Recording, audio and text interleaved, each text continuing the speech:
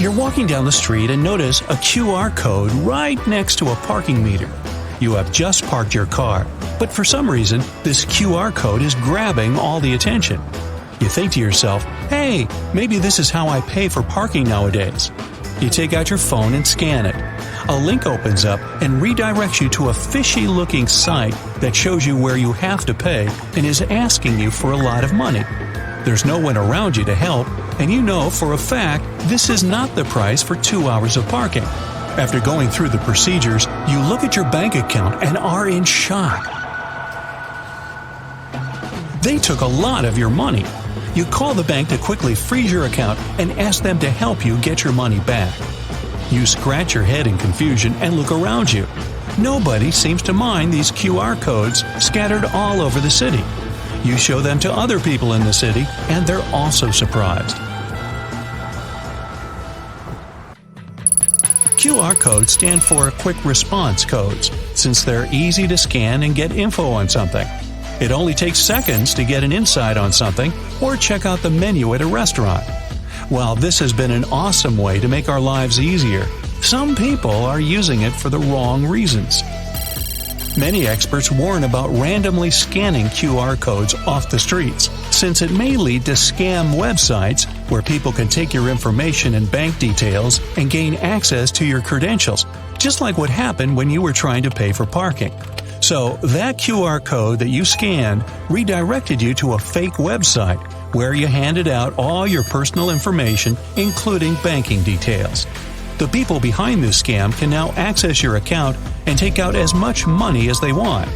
They might even ask for more details, like your email and phone number, which you shouldn't give out unless you trust the source. You call someone to assist you for them to take down the QR code. On social media, you find out there are dozens of people who are also falling for this trick and losing their money. This is equally common for people who access public Wi-Fi hotspots. In settings like a cafe, airport, or public park, you always choose the Wi-Fi network that has the name of the place you're sitting in, like Free Wi-Fi Cafe, for example. Without thinking, you instantly connect to the router and are redirected to a page where they ask you to log in with your email, password, and other information about you. Most of the hotspots are legit, but some belong to people who set up this hotspot to lure everyone in to give out their personal information.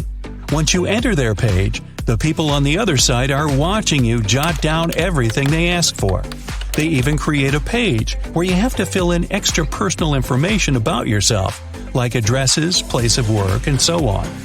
The best way to properly avoid this is by asking anyone who can assist you and confirming whether or not you're connected to a safe Wi-Fi network. Or, if you frequently visit the place to do some remote work, always connect to the same Wi-Fi router even though the bad one that was set up has the same password and an identical landing page. You just can't trust anything in your inbox these days, especially not the emails that claim you just won something or that someone is contacting you for a fishy business proposal. Such emails are usually presented convincingly and make you think that they're real. But the best way to spot them is to pay attention to the details of the content. Check for spelling mistakes or style of writing. If it looks like there are some mistakes or weird and unprofessional writing, this can be a red flag. Also, check if the email signature exists. Most companies have an email signature with the person's job description and credentials to verify the source. These emails contain links that can redirect you to websites where the people who sent out these emails can get all your information. You should also pay attention to the ones sending you the emails to check if they are verified and come from a legitimate source. So, if the email ends with anything other than the company's name, this can also be a red flag. Sometimes people try to pretend they're someone you know, your boss or a coworker, or even your friend. They would write to you in a very convincing manner where you would think that they're actually sending you an email. These sorts of emails may not be real. You should check for the source and the content and verify with the person who sent it to you before replying or giving out any information. The targets usually include people who have high positions in large companies and corporations. They are considered the big fish in the game. Your emails also include links in which you can give out sensitive information which they can use against you. Protecting yourself online is not easy and requires a lot of concentration and hard work. There are many techniques that can make your sensitive data end up in the wrong hands. QR codes are just one example of misusage of new technology that is supposed to make your life easier. But don't worry, this doesn't mean that all QR codes are up to no good. Just like with every new piece of technology in the market, there will always be a way for it to be used for the wrong reasons. The Internet, as we know it, is entering a new phase, Web 3.0. The Internet was born in the 60s, when it was meant to connect computer devices to universities across the United States. Only 4 were initially used, but eventually, many other universities took part in this, and it stretched to Europe. After that, it was known as the Internet. We saw the first promising years of the Internet during the 90s, which was known as Web 1.0. It might sound complicated, but it just means that websites were static, and users couldn't interact with them. Nonetheless, everyone knew that this would be the new way of communicating and gathering information. It was only a matter of time before people could upload content on the Internet. Blogs, forums, comment sections, report pages, and messaging portals made it possible for people to interact with the websites they grew to love. Web 2.0 gave rise to popularity for modern-day social media, which made it easy for people to upload their own music and videos and stay connected with friends and family from all over the world. While this was an amazing achievement, some downsides were inevitable.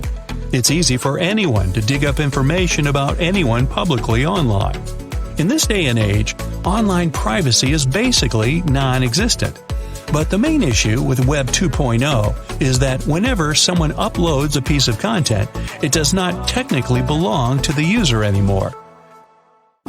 Web 3.0 is built around blockchain technology, and this will be the new and improved Internet.